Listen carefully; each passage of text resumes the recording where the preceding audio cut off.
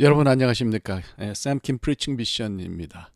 오늘은 이제 지난주에 이어서 출애굽기 10장 21절부터 29절까지를 함께 생각하겠습니다. 아홉 번째 재앙이죠. 흑암 재앙이라고 우리가 부르는 그 재앙입니다. 제목은 왜 깜깜하지? 뭐 이렇게 하시면 될 것 같습니다. 다 읽을 수는 없고요. 21절부터 23절까지 제가 본문을 읽도록 하겠습니다. 여호와께서 모세에게 이르시되 하늘을 향하여 네 손을 내밀어 애굽 땅 위에 흑암이 있게 하라. 곧 더듬을 만한 흑암이리라.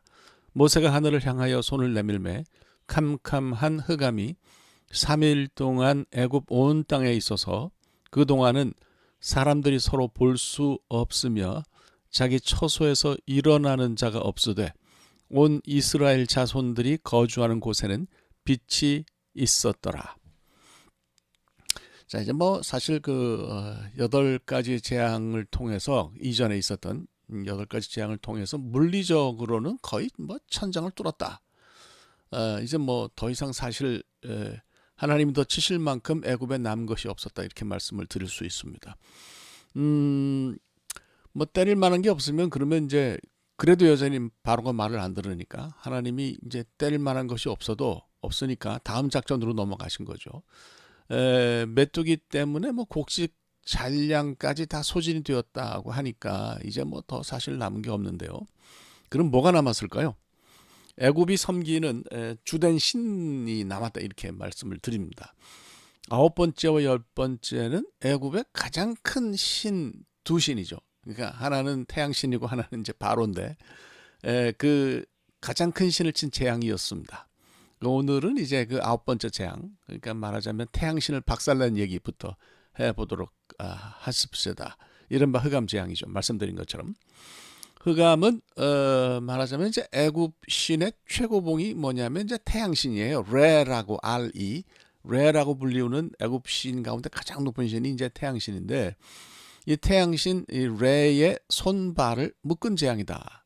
이렇게 이해할 수 있습니다. 뭐 밤이 맨날 찾아오는데 뭐 어둠이 무슨 대수냐 이렇게 말하는 분들이 혹시 있을 수 있겠어요. 그런데 주기적으로 밤이 찾아오는 것은 애굽 사람들에게 빛의 상실이 아니었습니다. 왜냐하면 매일 찾아오는 밤 뒤에 찬란한 태양이 온 백성에게 다시 떠올랐잖아요. 그러니까 밤은 오히려 태양신의 존재를 인정하고 더 기다리고 더 고대하는 그런 시간이었다고 말씀을 드립니다. 그런데 이제 빛이 온전히 3일 동안 사라졌다.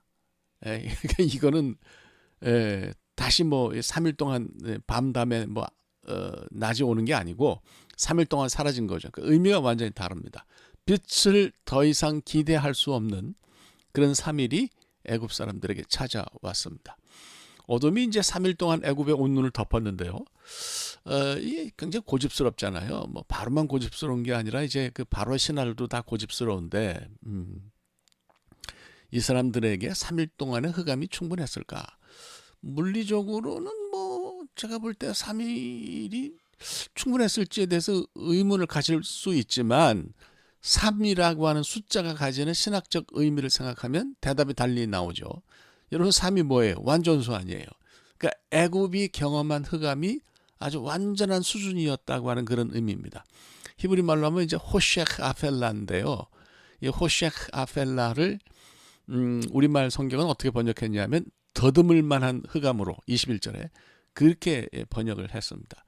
이 말의 뜻은 뭐 그 정말 깜깜하다라고 인정할 수밖에 없는 그런 어둠이라고 하는 의미죠.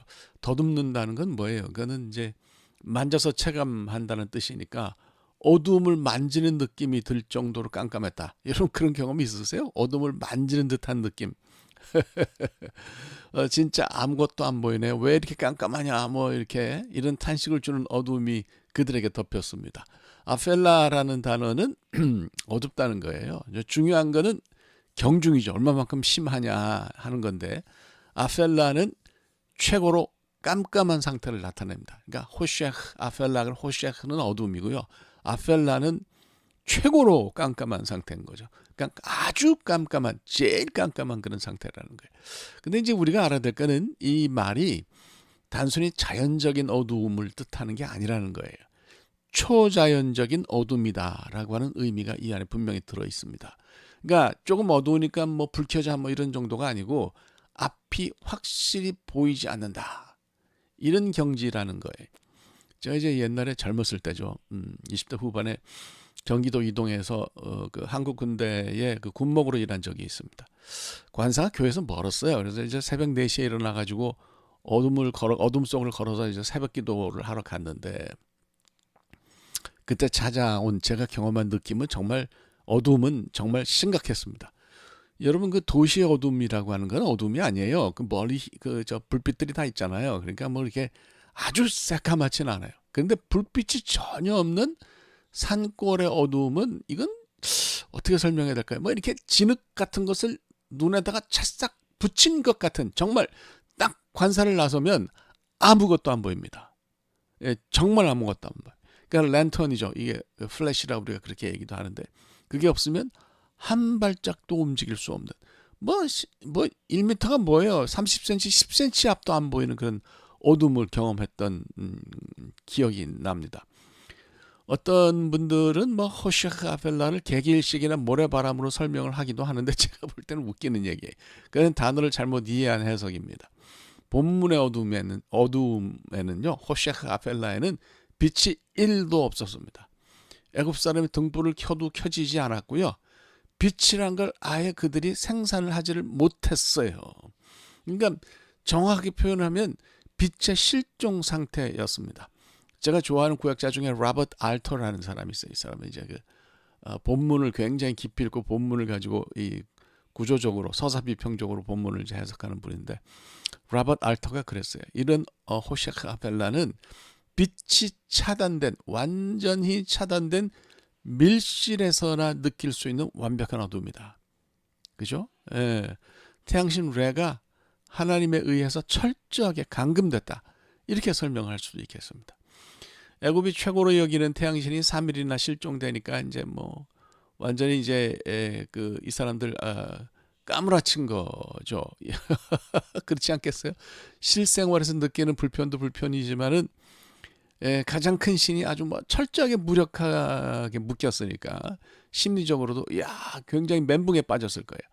그 나훔 사르나, 제가 한두 번 소개했어요. 이 유대인 학자인데, 나훔 사르나가 빛의 실종을 태양신 레가 철저하게 모욕당한 것으로 이해를 했어요. 그런 그 주석을 그분이 쓴 창세기 주석을 읽어보면, 뭐 또 출애굽기에 관한 그 주석들을 읽어보면, 글들을 읽어보면 그렇게 설명을 했어요.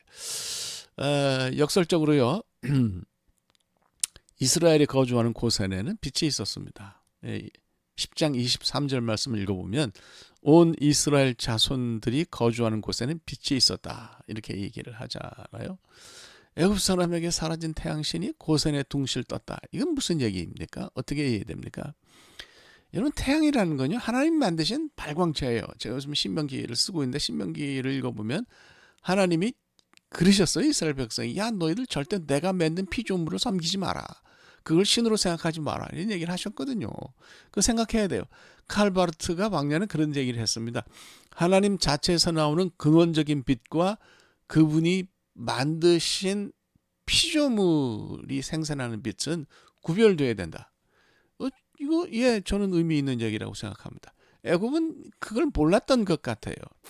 태양을 신이랍시고 여긴 그들에게 고센의 하늘을 이해하는 게 가능했겠습니까?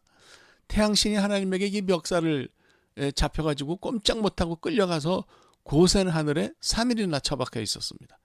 이게 뭐, 그 사람들의, 애굽 사람들이 생각하면 환장을 노르시죠. 하나님 태양을 만드셨어요. 그분이 그걸 마음대로 부려서 고센 하늘에 떠 있게 한다. 이거는 식은 죽 먹기 아니었겠습니까? 그 빛이 계속 고센에 비추었으니까 이스라엘은 뭐 당연한 거죠. 하나님이 그렇게 하실 수 있다고 믿었으니까. 그런데 애굽 사람은 뭐 달랐죠.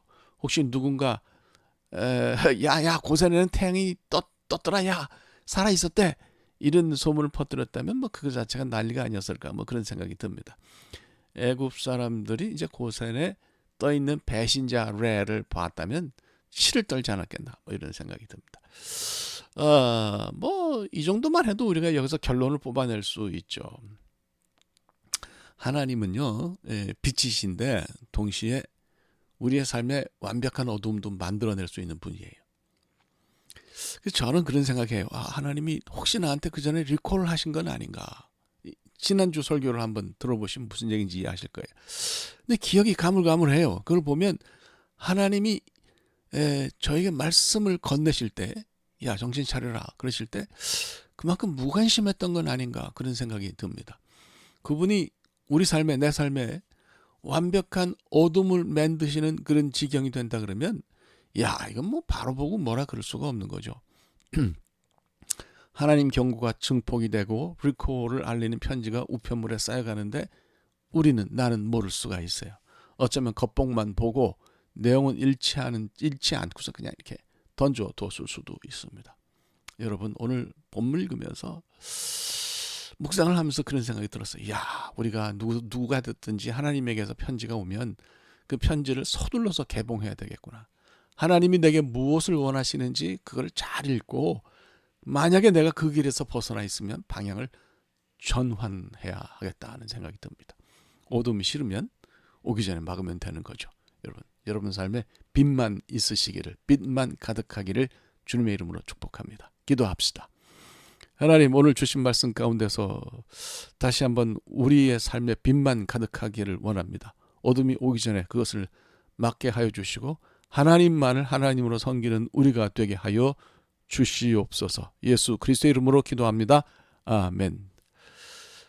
감사합니다. 오늘 여기까지 하겠고요. 다음 주에 드디어 10번째 재앙 좀 여러 번 나눠서 얘기를 해야 되겠는데 10번째 재앙에 대해서 이야기를 하겠습니다. 감사합니다.